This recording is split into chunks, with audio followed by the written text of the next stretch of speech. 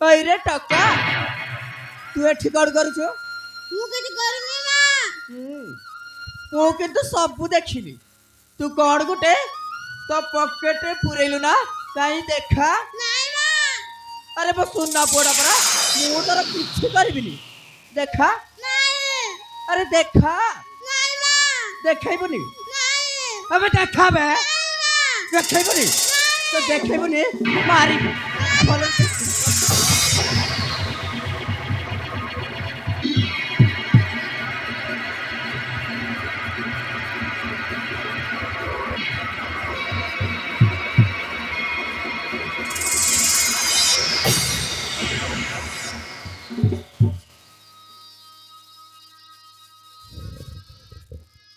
रे टका ए हार तू कोठु पाइलु ଏ ପାଖରେ ପଡିଥିଲା ମା ତେଣୁ ମୁଁ କାଢିଛି।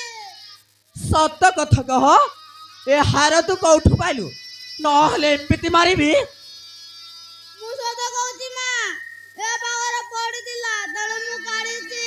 चुप मेंचड़ टका कहला कना ए पाखरे पड़ितला तेणु मु काढिछि इरे हे तोर एड़े साहस तू मो घरे पसी मो सुन्न हार चोरी करिबु आ मु तते छाड़ी देबी ए देख तो काम मु करूछि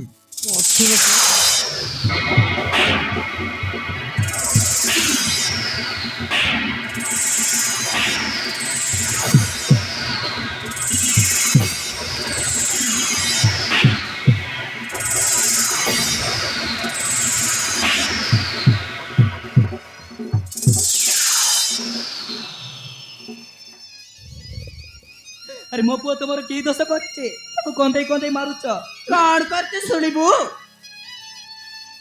इला हे तोर ए पुओटा मो हार चोरी करूथिला आउ कोन मु ताको छाड़ी देबी तुम मिछ कहूछ मो पुओ केबे चोरी करी पारी बडे हाँ सब जानी गलु आउ अबे पछर तो पुओटा को से बहार चोरी करूथिला ना नाही अबे पछर बे अरे बाबू तू कोन सतरे चोरी करिछु ନାଇଁ ମା ମୁଁ ଚୋରି କରିନି ଏ ପାଖରେ ପଡିଥିଲା ତେଣୁ ମୁଁ କାଢିଛି। भौणी सुनिले तो से कोन कहूचे आमे गरीब हेई पारु किंतु चोरी करिबा हमर अभ्यास नाय किछि न बुझि न सुझे निर्दोषर पिलाटको मारुथिलो काहे के हाँ खाली तो पिलाटा को मारुथिली एबे तो मो माँ पुओ को मिसेकी जीवन को मारी देबी एई देख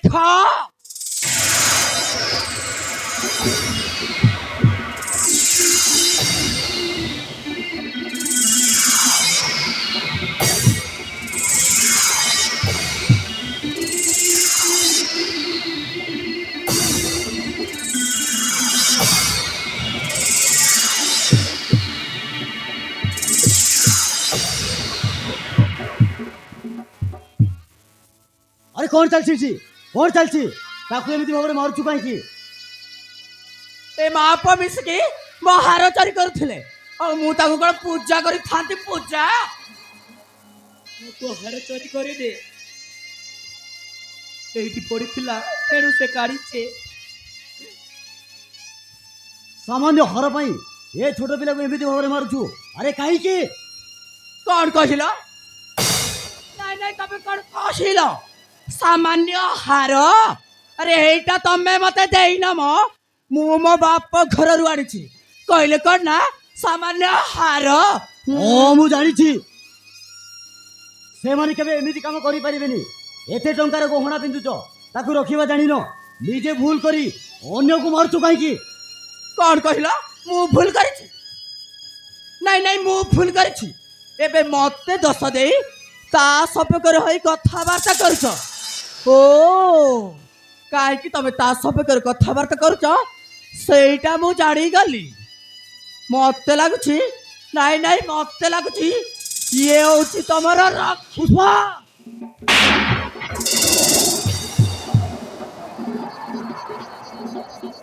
अरे मो संभाली कथा वार्ता कर कहूची मो संभाली कथा वार्ता कर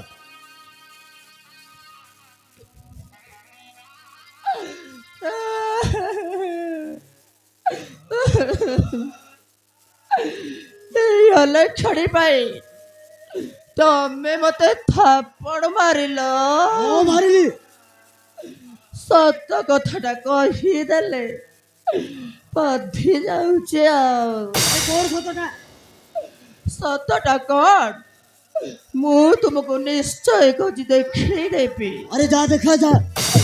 ହଁ ସତଟା କଣ ମୁଁ ନିଶ୍ଚୟ ଖୋଜି ବାହାର କରିବି।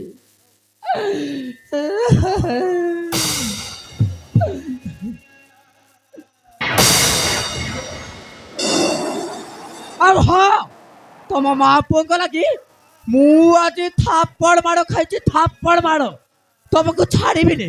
ହଁ ମୁଁ ତମକୁ ଛାଡ଼ିବିନି।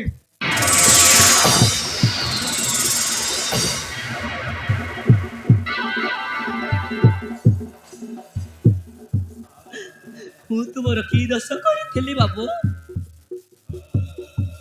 କାହିଁକି ମୋତେ ଛାଡ଼ି ଦେଇ ଚାଲି ଆସିଲ? କାହିଁକି ମୋତେ ଏତେ ବଡ଼ ଶାସ୍ତି ଦେଲା? কোন করিথাନ୍ତି ମୁଁ ଏଠି ଆସି ଦେଖିଲା ବେଳକୁ ବାପା ମା ପୁଷ୍ପା ସହିତ ମୋର ବାହାଘର ଠିକ କରିଦେଇଥିଲେ। କେତେ ଚେଷ୍ଟା କରିବି ସେମାନେ ମୋ କଥା ଶୁଣିଲେନି। ଏଇଟା ମୋର ଭୁଲ ଥିଲା। କିନ୍ତୁ ତୁ କଣ କଲୁ? ମତେ ଭଲ ପାଇ ତୁ ମୋ ସାନ ଭାଇକୁ ନିଜର କରିପାରିଲୁ କେମିତି? ତୁମେ ଭୁଲ କହୁଛ। ମୁଁ ଗର୍ଭବତୀ ହେବାରୁ ଗାଁ ଲୋକ ମୋତେ ତଡ଼ିଦେଲେ। ଆଉ ତୁମକୁ ଖୋଜିବା ବେଳେ ଜୀବନ ବାବୁ ଦେଖା ହେ ସେ ମୋତେ ଘରକୁ ନେଇ ଆସିଲେ। ଆଉ ଘର ଲୋକ ନ ଜାଣିବା ପାଇଁ ସେ ମୋତେ ମିଛରେ ନିଜ ସ୍ତ୍ରୀ ବୋଲି କହୁଛନ୍ତି। କିନ୍ତୁ ବାବୁ ସେ ମୋତେ ନା ନିଜ ମା ପରି ମାନୁଛନ୍ତି। ମିଛ କଥା।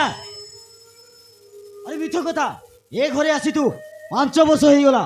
ସମସ୍ତେ ଜାଣିଛନ୍ତି ଯେ ତୁ ଜୀବନକୁ ବାହା ହେଇଛୁ ବୋଲି। ମାନେ ଏସବୁ କଥା ଜାଣି ମୁଁ କେମିତି ତୋତେ ମୋ ସ୍ତ୍ରୀର ଅଧିକାର ଦେବି? ନାଇଁ ବାବୁ ତମେ ସେମିତି କୁହନି। କେତେ ଆଶା ନେଇ ମୁଁ ତୁମ ପାଖକୁ ଆସିଛି। ଆଉ ତମେ ଯଦି ମନା କରିଦେବ ତାହେଲେ ମୁଁ ମରିଯିବି। ମୋ ପୁଅଟା ଅନାଥ ହେଇଯିବ ବାବୁ। ଓ ଚାଲିଗଲେ ଚାଲିଯିବେ। କିନ୍ତୁ ମୋ ପୁଅକୁ ତମେ ନିଜର ପୁଅ ବୋଲି ଗ୍ରହଣ କର। ତମେ ଗ୍ରହଣ କର। ନା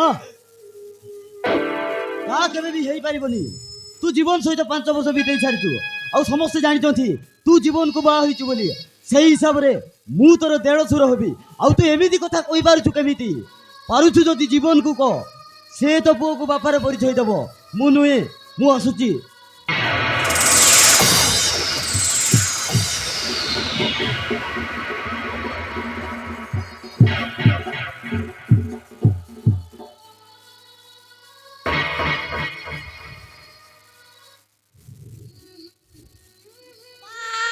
ସେ ମୋ ବାପା ଥିଲା। ଓରେ ବାବୁ ସେ ହେଉଛନ୍ତି ତୋ ବାପା। ସେ ମୋ ବାପା ହେଲେ ମୋ ପୁଅ ଡାକୁନାହାନ୍ତି। ତାଙ୍କ ହାକିରେ ବିଚର ହନ୍ଦ ପୁଟଳି ବନ୍ଧା ହେଇଛି। ତେଣୁ ସେ କିଛି ଦେଖି ପାରୁନାହାନ୍ତି। ଆଉ ଯୋଉଦିନ ଦେଖିବେ ସେଦିନ ନିଶ୍ଚୟ ମୋ ପୁଅ ବୋଲି ଗ୍ରହଣ କରିବେ। ଓ ନିଶ୍ଚୟ। ହେ ଭଗବାନ ଯାହା ଦୁଃଖ କଷ୍ଟ ଦେଲ ମତେ ଦେଲ। ଶେଷରେ ମୋ ପୁଅ କି ଦୋଷ କରିଥିଲା ତାକୁ ବି ଏତେ ଦୁଃଖ ଦଉଛ।